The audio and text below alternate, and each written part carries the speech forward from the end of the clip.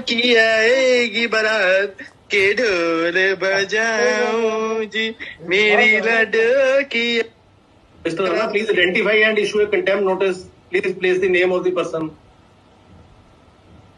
Was it in a lighter vein, Malone? Perhaps that individual has been overly aggrieved by 5G radiation or maybe 4G radiation. It's unfortunate. I don't know why. जय हिंद दोस्तों, जूही चावला द्वारा 5G के विवाद पर 5G के मसले पर याचिका दायर की जाती है सोमवार को 31 तारीख में, जिसकी 2 जून को सुनवाई हो रही होती है। सुनवाई ऑनलाइन होती है, सब लोग आते हैं, जज वकील तमाम इस मुद्दे पे बहस हो रही होती है, बातचीत हो रही होती है, सबूत पेश किए जा रहे होते हैं। उसी समय एक शख्स आता है जो कि जूही चावला जी की फिल्मों में दर्शाए हुए गानों को अपनी मधुर आवाज से उन सभी को मनोरंजन करता है। 3 गाने होते हैं, बेहतरीन गाने, आप जाके सुन सकते हैं। उसमें से मेरी बन्नों की आएगी बारात, लाल लाल होठों से, ये तमाम गाने हैं। क्या है जूही चावला का 5G के मसले में उनका संबंध? 5G क्या वाकई में खतरनाक है? क्या इससे वातावरण को हानि पहुंचेगी? कौन कौन से ऐसे देश है जहां पे 5G इस समय रन कर रहा है, वहां पे 5G जो है आ चुका है, लोग यूज कर रहे हैं?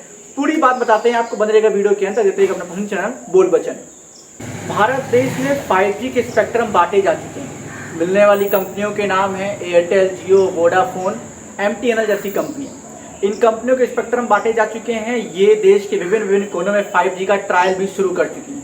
5G का ट्रायल शुरू होने के बाद से इसका विरोध भी तेजी से शुरू हो चुका है। विरोध के क्रम में जूही चावला आगे आती हैं, वो इसका विरोध करती हैं और अपनी याचिका दायर में कहती हैं कि हम किसी नई तकनीक के खिलाफ नहीं है, बल्कि नई तकनीक हमें और ज्यादा अपनी ओर आकर्षित करती है। लेकिन 5G का सबसे पहले भारत सरकार और जो भी इससे संबंधित मंत्रालय, विभाग और संगठन है, वो उसकी जांच कर लें कि 5G का वास्तव में क्या हानिकारक है कि नहीं है, इसका इस्तेमाल या इसका बेस्ट अल्टरनेटिव क्या है, कि क्या वाकई में भारत देश अभी 5G के यूज के लिए तैयार है कि नहीं।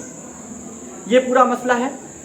31 तारीख को सोमवार को, 31 मई की सोमवार को वो याचिका दायर करती हैं। 2 तारीख को सुनवाई होती है, जिसकी ऑनलाइन वीडियो आपने अभी थोड़ी देर पहले देखी। हम बात करते हैं कि 5G है क्या। देखिए, 5G एक ऐसी क्रांतिकारी मोबाइल ब्रॉडबैंड के क्षेत्र में एक क्रांतिकारी तकनीक है जो तकनीकी क्षेत्र में बिल्कुल से क्रांति ला देगी। अभी हम लोग 4G में चल रहे हैं, स्पीड देख रहे हैं कि 4G खुद एक क्रांतिकारी नेटवर्क था, स्पीड थी, जिसने मोबाइल तकनीक और इन सब चीज़ों को यहाँ से यहाँ तक ले आया। 5G इसका 10 से 100 गुना अधिक है। आपने एक निबंध पढ़ा होगा हिंदी में, विज्ञान वरदान या अभिशाप। विज्ञान वरदान भी है तो उसके अभिशाप भी है।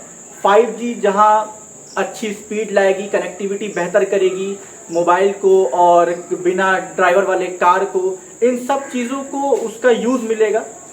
कहने को यह है कि मशीनें कामकाजी हो जाएंगी और इंसान आलसी हो जाएगा। लेकिन 5G के कुछ दुष्परिणाम भी हैं। 5G जब आएगा तो जगह जगह नेटवर्क लगेंगे, 5G के नेटवर्क लगेंगे। ये फोटो में आप देख सकते हैं। अमूमन 4G या 3G 2G में क्या होता है, एक बड़ा सा नेटवर्क लगता है, उसमें कई सारे जो है छोटे छोटे टावर होते हैं और उससे चलता है। लेकिन क्योंकि 5G में कनेक्टिविटी तेज होगी तो कम जगह में ज़्यादा नंबर्स ऑफ टावर्स लगाए जाएंगे, उसमें ज़्यादा माइक्रोफोन्स होंगे, यूज होंगे, जिससे वो कनेक्टिविटी तेज करेगा। एक फ़ोन दूसरे फ़ोन से बहुत तेज़ी से जुड़ जाएगा। जूही चावला का कहना यह है कि अगर 5G आया तो उससे एक एक व्यक्ति, एक एक जानवर, एक एक पत्ता सब प्रभावित होंगे। और WHO की रिपोर्ट भी शायद यही कहती है। क्या कहती है हम आपको बताते हैं। 5G देश में 5G के आने के बाद जहां इंटरनेट ऑन थिंग्स जैसे कॉन्सेप्ट को आधारभूत संरचना मिलेगी, वो वास्तव में जमीन पे आएगा, तो उसके साथ साथ कुछ दिक्कतें भी लाएगा, कुछ परेशानियां भी लाएगा जो हमारे आपके वातावरण के लिए खतरा हो। उसमें सबसे पहला है रेडिएशन। 4G से भी रेडिएशन है, ऐसा नहीं है। 3G में भी अपना रेडिएशन है, 2G में भी अपना रेडिएशन था। 5G में रेडिएशन का स्तर बढ़ जाएगा। इसी को देख के, इसी की चिंता करते हुए जूही चावला और तमाम एक्टिविस्ट जो हैं वो सामने आ रहे हैं। रेडिएशन 2 तरह का होता है, ionic radiation, non ionic radiation. Ionic radiation ज़्यादा खतरनाक होता है as compare non ionic radiation की। आयनिक रेडिएशन में आपके सिटी स्कैन और गामा किरणें, इन सब के बात होती है। नॉन आयनिक रेडिएशन में आपकी बात होती है मोबाइल फोन्स, माइक्रोवेव और छोटे मोटे उपकरण, जिसमें आपका मोबाइल से निकलना डेटा, वाईफाई, ये सब चीज़ें आ जाते हैं।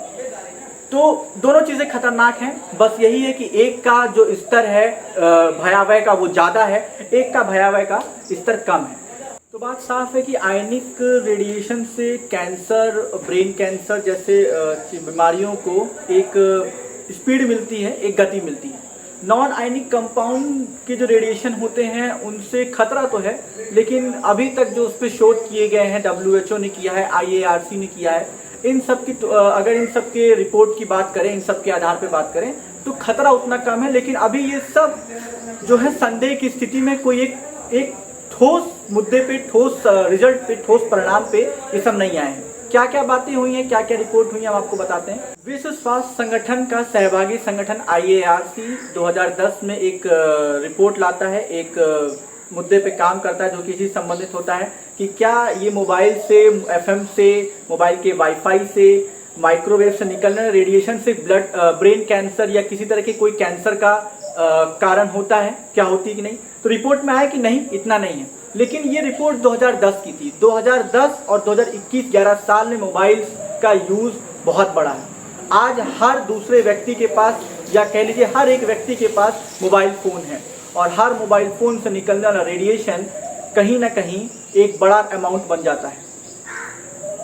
तो WHO की तमाम रिपोर्ट, डॉक्टर क्रिस्टोफर के स्टेटमेंट रिपोर्ट में 2017 में जो काउंटर किया गया WHO पे, इन सभी रिपोर्ट्स के आधार पे हम ये कह सकते हैं कि मोबाइल्स के से निकलने वाले रेडिएशन से खतरा है जब मोबाइल्स का यूज़ बढ़ेगा। और हमें मालूम है कि डेली टू डेली लाइफ में, डे टू डे लाइफ में और आज के समय में मोबाइल हर एक व्यक्ति के पास है और कितना आवश्यक बन गया है। तो नंबर्स ऑफ मोबाइल यानी नंबर्स ऑफ रेडिएशंस में इंक्रीजमेंट जो कि हमारे लिए भयावह हो सकता है। अब ये जो टावर लगाए जा रहे हैं, 2G में, 3G में, 4G में टावर था, 5G आने वाला है। हमने आपको बताया कि टावर्स के नंबर्स बढ़ेंगे, इनकी दूरी कम होगी, तो जगह जगह पे टावर्स लगाए जाएंगे।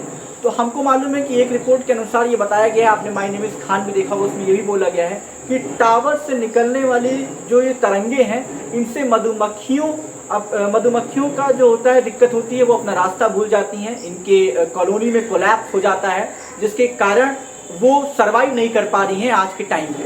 और मधुमक्खियों का और हमसे मानव का संबंध कितना अनमोल है, कितना जरूरी है, ये आप जानते हैं। मधुमक्खी टावर के संबंध में 2017 में जर्नल एटोलॉजी और जूलॉजी का जर्नल आता है, जिसमें कहा जाता है कि हाँ थोड़ा बहुत प्रभाव होता है। लेकिन 2019 में फिर वही रिपोर्ट आती है कि अभी इस टॉपिक पे, इस विषय पे और अध्ययन की जरूरत है।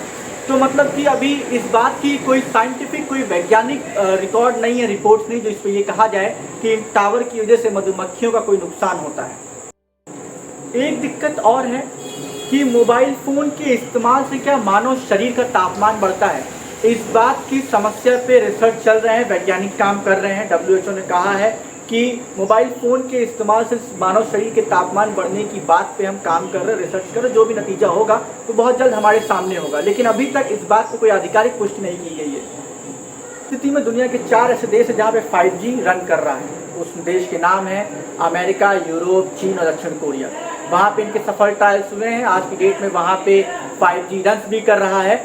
और क्योंकि अभी तक किसी कोई आधिकारिक पुष्टि नहीं आई कि 5G का क्या प्रभाव है मानव शरीर पे या इस वातावरण पे, तो ये कुल मिला के बात है। जूही चावला का भी बिल्कुल विरोध नहीं कर रही हैं। जूही चावला कह रही हैं कि इससे संबंधित जितने विभाग हैं, जो भी संस्थाएं, इससे बात करें, इस पर चर्चा करें, उसके बाद इस पर कोई नतीजा ले, तब तक के लिए 5G के ट्रायल्स पे रोक लगा दें।